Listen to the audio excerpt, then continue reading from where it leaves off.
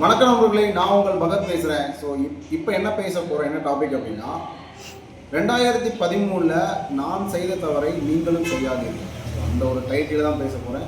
So 2013 நான் dead எழுதும்போது paper 1 paper 2 ரெண்டுமே எழுதினேன். ஸோ பேப்பர் 1 அப்படின்றது 60% மேலே எடுத்து பாஸ் பண்ணேன். ஆனால் பேப்பர் 2 அப்படின்றது 2017 தான் பாஸ் பண்ணேன். 2013 நான் பாஸ் பண்ணேன்.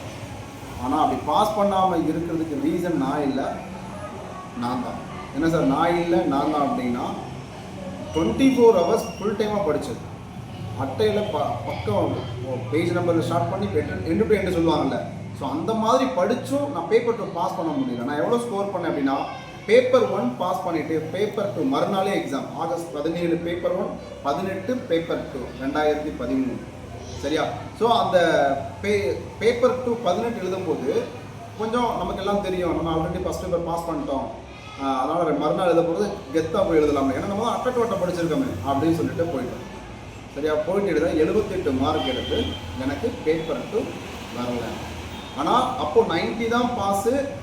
அதுக்கப்புறம் என்ன பண்ணுறாங்க, ரிலாக்ஸேஷன் கொடுக்குறாங்க. 55% எடுத்தால் பாஸு, 82 எடுத்தால் பாஸுன்னு சொல்லி கொடுக்குறாங்க. சரியா? ஸோ அப்போது இந்த 82 பாஸ் கேண்டிடேட் நிறைய பேர் சயின்ஸ் மேஜர் அப்போவே வந்துட்டு போஸ்டிங் சயின்ஸில் எடுக்கிறாங்க அவங்க மேஜர்.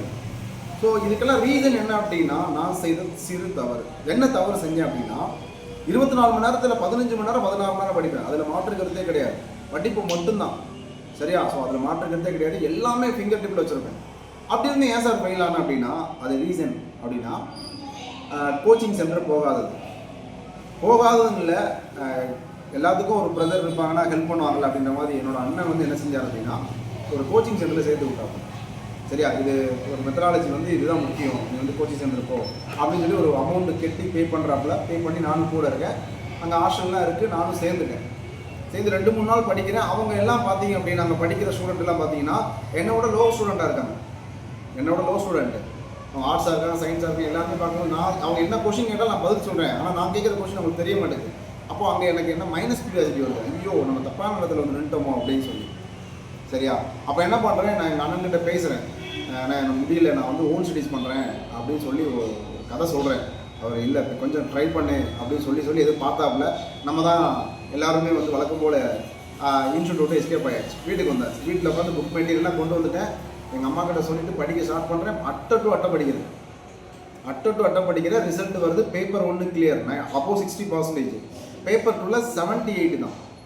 அப்போ ஏன் பேப்பர் 2 ஃபெயில் ஆனோம் அப்படின்னா சரி ஓகே நம்ம ஃபெயில் ஆகிட்டோம் அப்படின்றதுக்குள்ள கொஞ்ச நாள் கழிச்சு அதே ஒரு கோச்சிங் சென்டர்லேருந்து அண்ணனுக்கு தகவல் வந்து சொல்லுவாங்கல்ல, என்னோட லோ ஸ்டூடெண்ட்டாக இருந்தாங்க பார்த்தீங்களா, ஒன்றுமே தெரியாமல் இருந்தவங்க பூரா நல்ல ஸ்கோர் 90க்கு மேலே எடுத்திருந்தாங்க. அப்போ என்ன ரீசன் கேட்கும்போது என்ன அப்படின்னா நம்ம எதை படிக்கணும் எதை படிக்கக்கூடாது, ஃபஸ்ட்டு எதை படிக்கணும் எதை படிக்கக்கூடாது சொல்லித்தரதே கோச்சிங் சென்டராக இருக்கும். அப்படி ஒரு கோச்சிங் சென்டர் தான் நம்ம சூஸ் பண்ணணும்.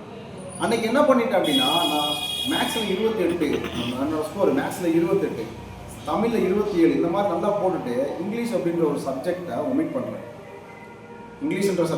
பண்ணுறேன். சைக்காலஜியில் நம்ம பேப்பரும் நல்லா படிக்கிறேன், பேப்பர் 2 நல்லா படிக்கிறேன். பட் இருந்தாலும் சில டாபிக்ஸை ஒமிட் பண்ணுறேன். அதெல்லாம் பார்த்தீங்கன்னா அவங்க என்னை விட ஒரு 10 கொஷின் போட்டவங்க ஸ்கூலில் நல்லா, அதாவது ஃபஸ்ட் அட்டெம்ப்டே கிளியர் பண்ணி வேலைக்கு போயிட்டாங்க.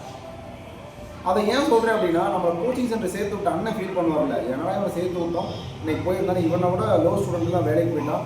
ஸோ இவன் வந்து பேப்பர் 2ல் ஃபெயில் ஆகிட்டான். Paper 1 clear okay, paper 2 pass பண்ணலையே அப்படின்ற ஒரு ஃபீல் இருக்குங்களா அவருக்கு.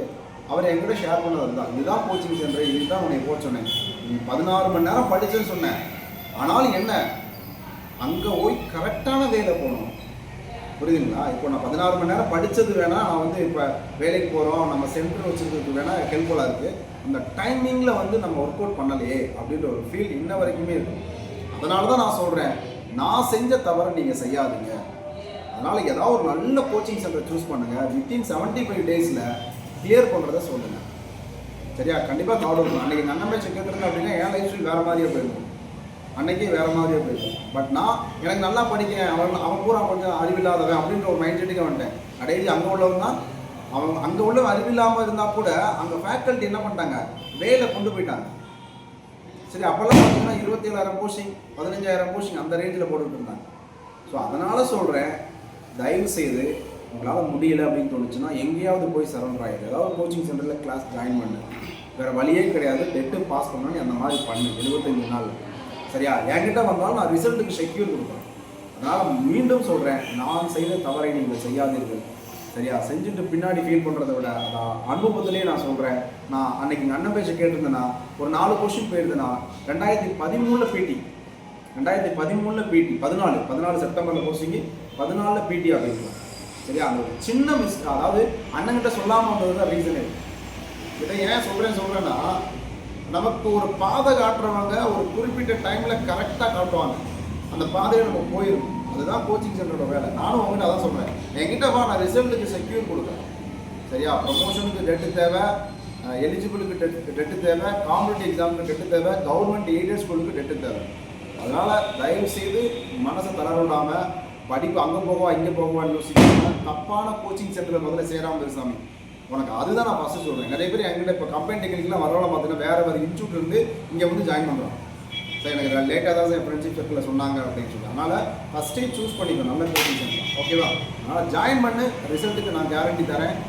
யார் செய்த தவிர ஒருபோது நீ செய்யாது. சரியா? ஃபஸ்ட் அட்டம்ப்டே கிளியர் பண்ணும் ஆசிரியர் வீட்டு. தேங்க்யூ.